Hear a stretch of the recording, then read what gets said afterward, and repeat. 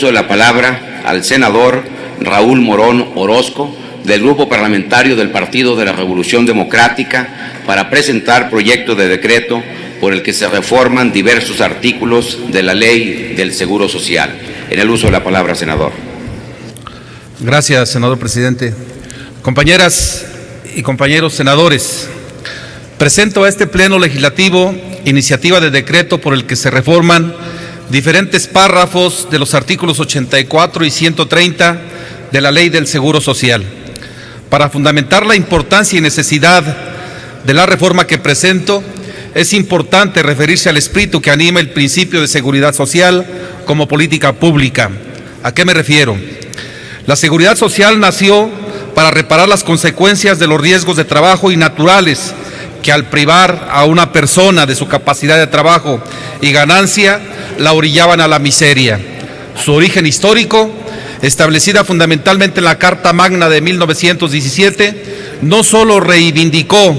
en cierto sentido, una ancestral demanda de la clase trabajadora, que además de ser explotada en su fuerza de trabajo, desempeñaba todo tipo de labores inhumanas, sin ningún tipo de protección legal, ni médica, ni social, y sobre todo, sin ninguna medida de previsión social frente a acontecimientos como los accidentes de trabajo o muerte.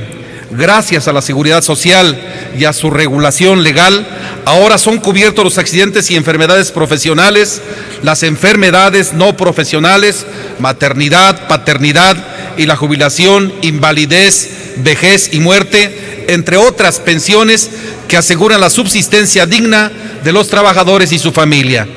Esta orientación proteccionista y dignificante de la clase trabajadora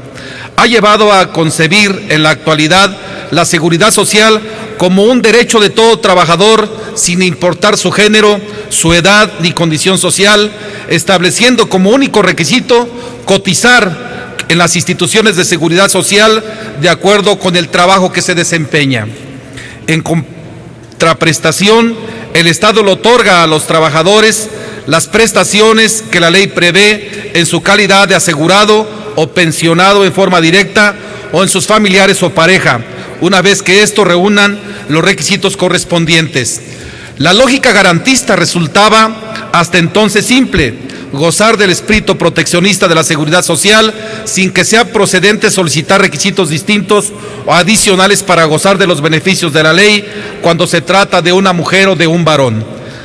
Si durante su vida laboral las extintas trabajadoras cotizan para que quienes les sobreviven y tengan derecho a ello pudieron disfrutar de los seguros previstos en la ley de la materia, entonces la pensión no es una concesión gratuita o generosa, sino un derecho generado durante su vida productiva con el objeto de garantizar en alguna medida la subsistencia de sus beneficiarios. Al respecto, el Comité de Derechos Económicos, Sociales y Culturales de la ONU elaboró en su 39 periodo de sesiones en el 2007 la observación general número 19 relativa al derecho de la seguridad social. En dicha observación se realiza una interpretación amplia, destacándose lo siguiente, cito: el derecho a la seguridad social incluye el derecho a no ser sometido a restricciones arbitrarias o poco razonables de la cobertura social existente, ya sea del sector público o del privado, así como del derecho a la igualdad en el disfrute de su protección suficiente contra los riesgos e imprevistos sociales. No obstante su origen reivindicatorio, la protección internacional del derecho de seguridad social y la realización de la pasada reforma constitucional en nuestro país en materia de derechos humanos, podemos identificar que aún prevalece en la legislación nacional sobre este tema la discriminación entre géneros, limitando el ejercicio de los derechos de seguridad social según se trate de mujeres o de hombres. Lo anterior lo podemos observar en el texto del segundo párrafo de la fracción tercera y novena del artículo 84, así como del segundo párrafo del artículo 130, ambos de la Ley del Seguro Social, los cuales proponemos reformar. Tales preceptos son uniformes al establecer que los beneficiarios del seguro de enfermedades y de la pensión de viudez, cuando estos sean del sexo masculino, además de demostrar el vínculo que los une con el asegurado del sexo femenino, deben acreditar que dependieron económicamente de ella como un requisito adicional, a diferencia de cuando el beneficiario es del sexo femenino. En ese caso, únicamente se solicita la demostración de la existencia del vínculo ya referido para poder otorgarle alguna de las prestaciones citadas, lo que deviene en un acto de discriminación y de no igualdad ante la ley. Tal condicionante para que los varones puedan recibir el beneficio de algunas de estas prestaciones evidencia que tales preceptos no tratan de manera igualitaria a mujeres y hombres, haciendo distinciones que menoscaban los derechos de estos últimos debido a su género, lo que en sí mismo constituye una discriminación.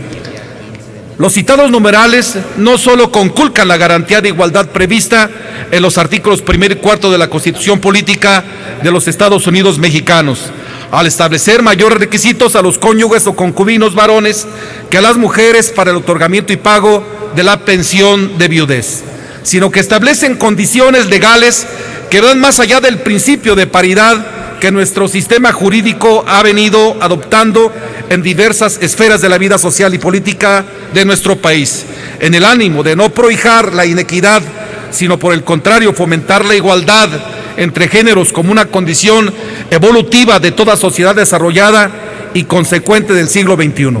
Esta concepción igualitaria ha sido ampliamente aceptada y recogida del derecho internacional, la que a su vez se sustenta en el artículo 2.1 de la Declaración Universal de los Derechos Humanos y 26 del Pacto Internacional de Derechos Civiles y Políticos, que literalmente rezan, cito, que todas las personas son iguales ante la ley y tienen derecho sin discriminación a igual protección de esta, termina la cita. Este principio jurídico aceptado por el Estado mexicano no tardó en ser reproducido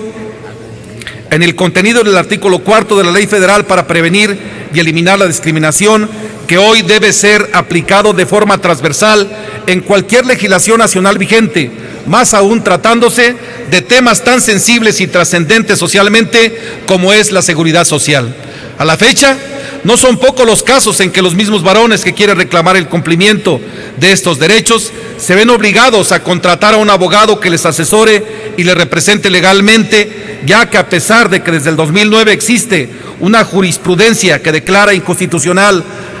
al artículo 130 en su segundo párrafo, la autoridad administrativa sigue exigiendo mayores requisitos al varón cuando éste es el beneficiario de la pensión. Ni la Ley del Seguro Social, ni el contrato colectivo de trabajo en su artículo 14, inciso A, tercer párrafo, se han actualizado para evitar la violación de estos derechos. Desgraciadamente, seguimos caminando en dos vías diferentes. Por un lado, bajo la luz vanguardista del garantismo y los derechos fundamentales, y por el otro, dentro de un marco jurídico descontextualizado, desfasado y poco actualizado a nuestra realidad social que se resiste a cambiar. La diferencia de trato entre la mujer y el varón, sin una razón que las diferencias por cuestión de género, evidencia la inconstitucionalidad de los artículos citados y la incongruencia de nuestro sistema de seguridad social. Al ser tildado de inconstitucional el artículo 130, segundo párrafo de la Ley del Instituto Mexicano del Seguro Social, por la segunda sala de la Suprema Corte de Justicia de la Nación, criterio que es aplicado igualmente al contenido del artículo 84, inciso 3 y noveno, segundo párrafo, en ambos numerales, por establecer condicionantes a los beneficiarios varones que les dificultan o les impiden el acceso a las prestaciones a que tienen derecho, resulta urgente y necesario ajustar el texto del citado ordenamiento legal respecto de lo establecido en la Carta Magna, pues no obstante la existencia de una jurisprudencia, la legalización secundaria debe armonizarse con el contenido de la Constitución, que es precisamente el objeto y el espíritu de la reforma que hoy propongo a este honorable pleno. Quiero también comentar que en ocasiones las omisiones provienen del propio Poder Legislativo, pues este no es un tema nuevo, más bien se trata de un asunto añejo del que todos conocemos ya en diversas ocasiones. Me refiero, por ejemplo, a la iniciativa que mi compañero, el senador Rabindranath Salazar Solorio, presentó en un sentido similar en noviembre del 2012 y que a la fecha no se ha dictaminado. Por ello, convencido de la bondad y del sentido igualitario de esta reforma, presento la iniciativa de mérito para ampliar y complementar lo que ya otros legisladores han afirmado. La seguridad social no es un asunto de género, es un asunto de justicia, de previsión y de dignidad social. Un Estado socialmente responsable no busca argumentos o artificios legales para negar los derechos a la gente, sino por el contrario, debe ponderar ante todo el derecho de igualdad y no discriminación. Solo así podremos hablar de justicia social, solo así podemos dar pasos firmes hacia la construcción de una nueva cultura de protección de los derechos humanos y solo así podremos hacer de este un país de leyes con una filosofía humanista donde las más importantes sea y siga siendo la gente. Por su atención, muchas gracias. Gracias, senador Raúl Morón Orozco. Túrnese esta iniciativa